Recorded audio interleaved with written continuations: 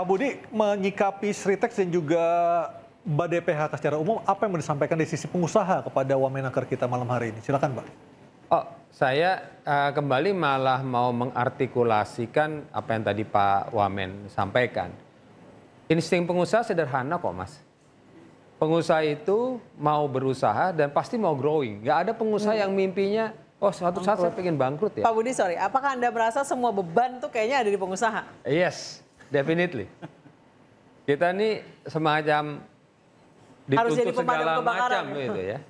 Padahal tadi kita ingin growing, maka yang Pak Wamen tadi sampaikan betul. Beri kami lahan di mana kami bisa menanamkan investasi dan bertumbuh subur gitu. Ini isunya. Kalau tadi Pak Wamen sampaikan misalnya perizinan dipermudah, itu akan sangat membantu. Kemudian regulasi yang tidak berubah-ubah setiap saat.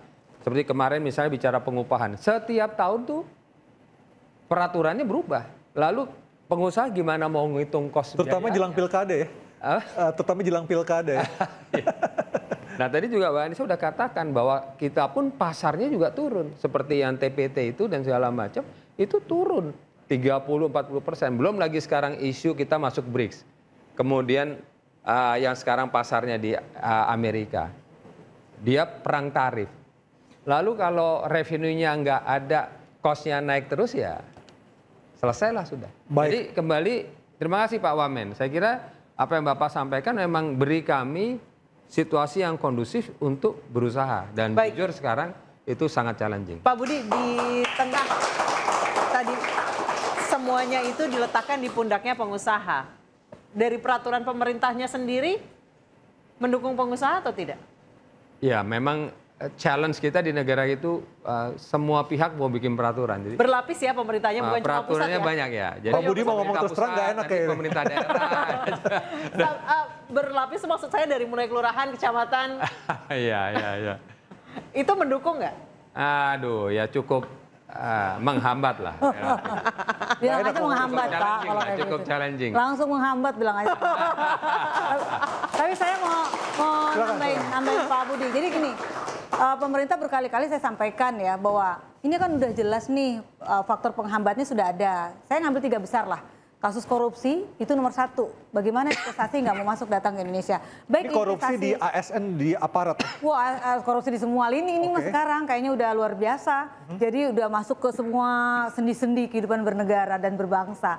Jadi investor asing maupun domestik udah nggak masuk. Lalu yang kedua birokrasi tadi, termasuk dari perizinan berbelit-belit. Jangankan ngurus perizinan Pak Budi, ngurus KTP aja saya sampai berbulan-bulan dulu ya sebelum ada peraturan. Tetapi sekarang masih berlaku sih di beberapa daerah. Jadi harus nunggu berapa bulan. Kalaupun mau cepat pakai laut belakang tuh yang ngasih oknum-oknum. Itu biaya lagi. Itu biaya lagi dan itu kan kolusi jatuhnya. Terus kemudian pungutan liar. Apa yang dirasakan oleh Sanken yang tutup dan pindah ke Vietnam, salah satunya yang nggak kelihatan di permukaan tapi di dalamnya ada adalah pemerasan dari ormas lingkungan sekitar. Lalu bagaimana pemerintah menanggapi itu, memproteksi itu. Lah kalau balik ke regulasi di saat negara-negara lain itu melindungi produksi dalam negeri, ini kok malah ngebuka dengan keran impor melalui Permendak nomor 8 tahun 2024 yang diteriakin, yang dibenci atau yang sekarang lagi dikecewakan oleh para pengusaha tekstil dan juga alas kaki dan keturunannya. Jadi bukan hanya nyasar itu Permendak tentang tekstil tapi juga elektronik.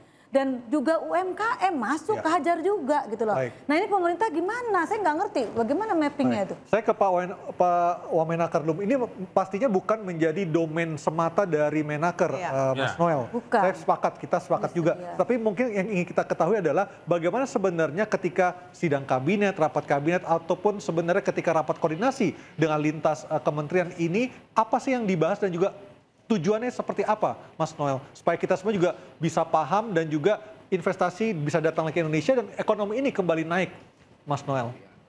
Ini karena ini saya kan pejabat yang tidak punya beban ya.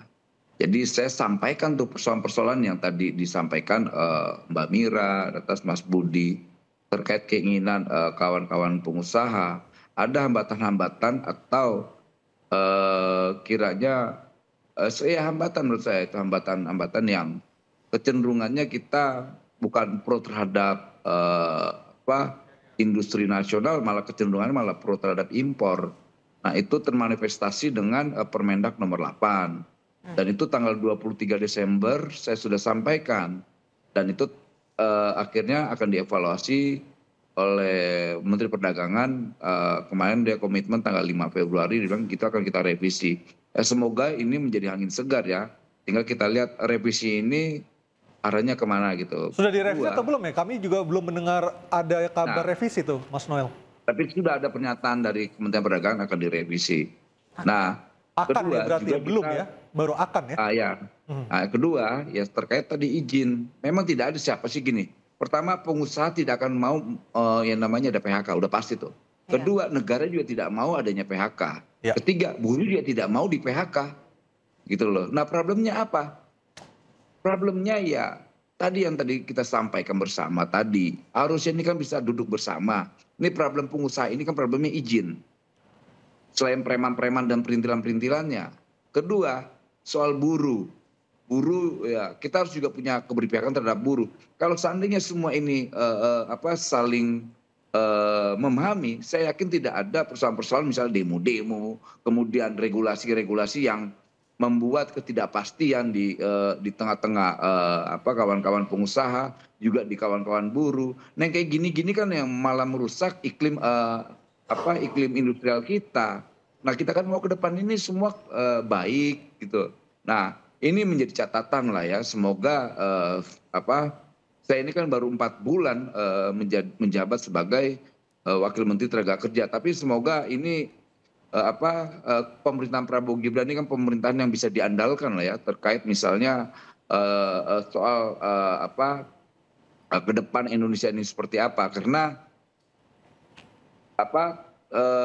kita punya optimisme terkait harapan-harapan yang diinginkan misalnya pengusaha. Itu udah kita sampaikan di rapat-rapat lah ya. Ini problemnya nih kita bilangin. Mas Noel, Atas ini Anda harapan diminta kawan-kawan untuk buruh. mundur Mas Noel di sosmed banyak beredar karena Anda pernah berjanji ketika Sritex itu dipilotkan, Anda siap untuk mundur. Komentar Anda Mas Noel.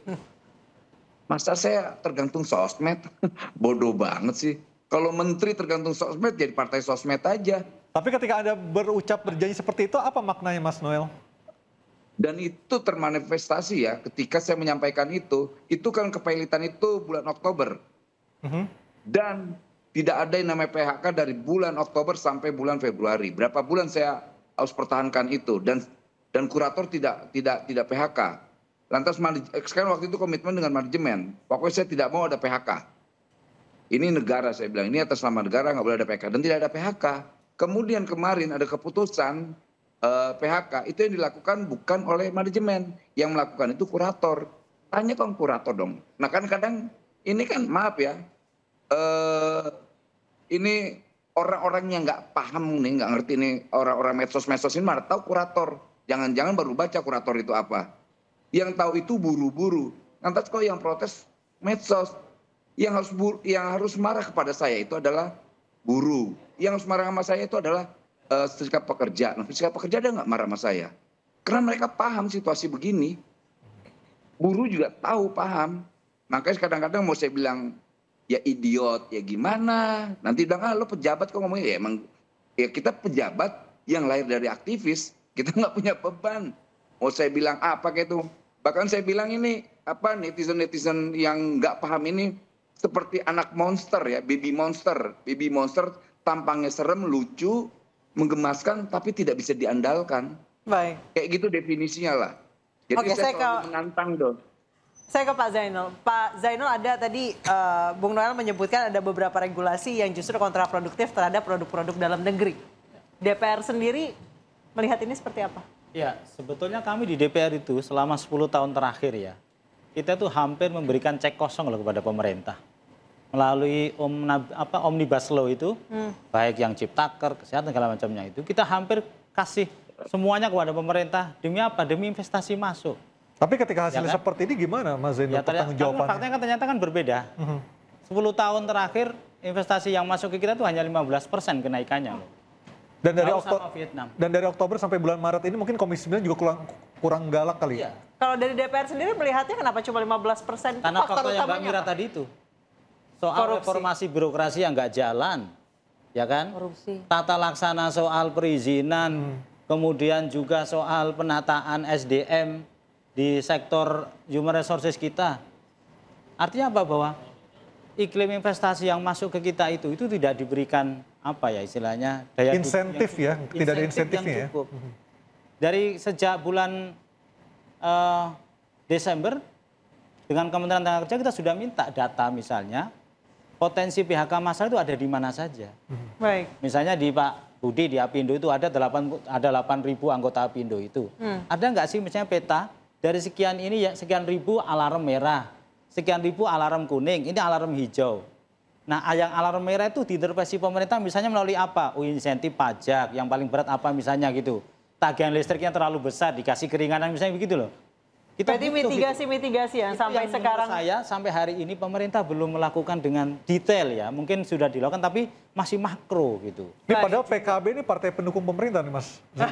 Iya, tapi kan nggak masalah kita minta Oke. detailingnya. Baik, Ya. baik, baik. Kan nggak masalah, kan ini demi kebaikan semuanya kan. Kan gitu. Saya ingin nanya Pak Zainul deh. Kan fungsi Dewan Perwakilan Rakyat DPR ini adalah salah satunya adalah pengawasan terhadap jalannya pemerintahan. Kan tadi Pak Zainul sampaikan ini investasi yang masuk hanya 15%. Nah sudah sampai sejauh mana sih Pak fungsi itu? Kan Bapak mewakili kami nih sebagai rakyat gitu ya. Fungsi itu kalau kan mappingnya nggak jelas harus ada dong. Ini yang sudah ke arah kuning, kemudian merah. Ini sampai mana? Maksud saya sudah sampai mana langkah-langkah DPR? Padahal kuat banget tuh fungsi. Oke, baik Pak Zainul bisa dijawab usai jeda tetap bersama kami di Interupsi.